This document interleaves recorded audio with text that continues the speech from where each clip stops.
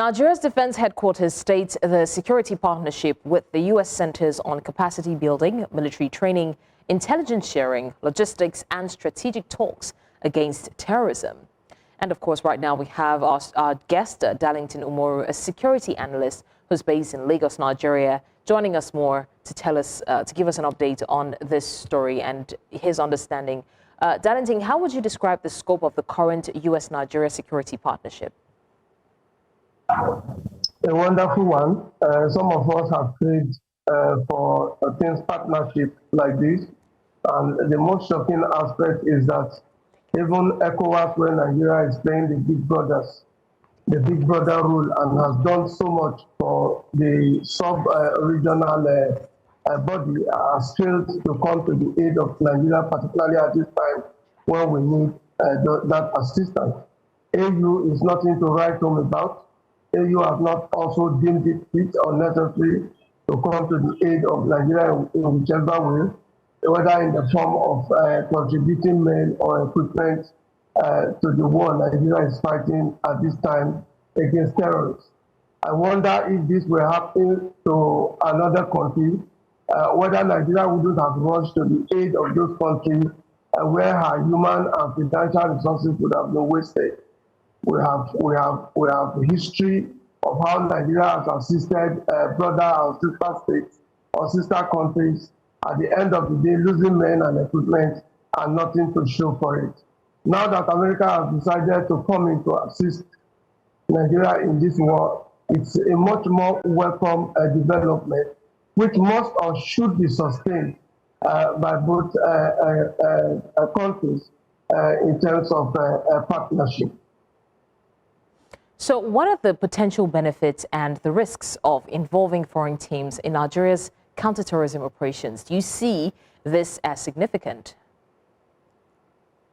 Very, very significant. Many will talk about, countries where America has been to.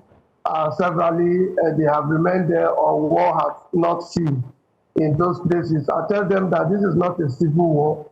This is a different situation that needs the help of a more sophisticated country with more sophisticated equipment, particularly when you weigh in on the equipment that are being bared by these terrorists at this point in time that sometimes outweighs what our Nigerian military are carrying. And so, benefits, yes, they would help us with technology, they will help us with equipment of high sophistication that can help us, even if we cannot eradicate the presence of terrorists in Nigeria. This would help minimize their effectiveness and the damages they are causing in this country. You saw what happened in Kwara State a few days ago. It's alarming. It calls for national mourning. It also calls for a great and a technical approach. Okay, but in tackling this matter. But I would like to. All right, apologies for interrupting you. I would also like to understand. I mean, we've talked about the benefits, but are there no risks involved? What are the risks that we see here? What are the risks? I do not see any risk from my own point of view. What I see are just all benefits. The risk that people are talking about that the war might not end anywhere America has vetoed. That's what they want me to talk about. But for me, I do not see that because the situations are not the same. There's difference between civil war and a country fighting terrorists. Terrorists are pure enemies. Civil war are for your brothers. This is not an intervention of America to take over Nigeria. This is an intervention to help Nigeria win the war against terrorists. And so for me, what risk that they will take away your oil at the end of the day, that has to do with the agreement your country, Mr. President, has had with Trump. If they are in return should be paid for the services they are rendering, that has not been said. And nobody has heard anything concerning that. What is actually attracting Trump to the country has to do with petitions that most Nigerians have written to them, stating that there's genocide against Christians. And Trump has also come out to say that he has discovered that it's not just Christians that are being killed.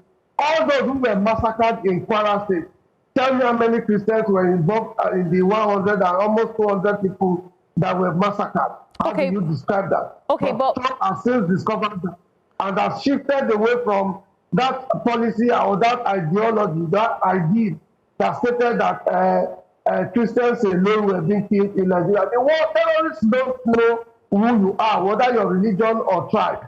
Okay. If they are Muslims, then they shouldn't have been killing Muslims, but they kill even Muslims the more. All right, very quickly, what do you think Nigerians should understand about the balance between international cooperation and national sovereignty in partnerships like this? This is partnership in terms of, this is partnership in sovereignty. It has not affected the sovereignty of Nigeria as a nation because it's an agreement. You know, it's partnership in agreement is sovereignty sovereignty plus sovereignty coming together to help fight terrorism that has become a global menace across the world today. Terrorism is not existing only in Nigeria, it's existing everywhere in the world. And what America has come out to defend is to see how they can fight or reduce the menace being caused by terrorists across the world. And if Nigeria becomes a beneficiary, then it should be applauded. All right, thank you so much for joining us to discuss the Nigeria-US relations, and definitely we'll see how this turns out.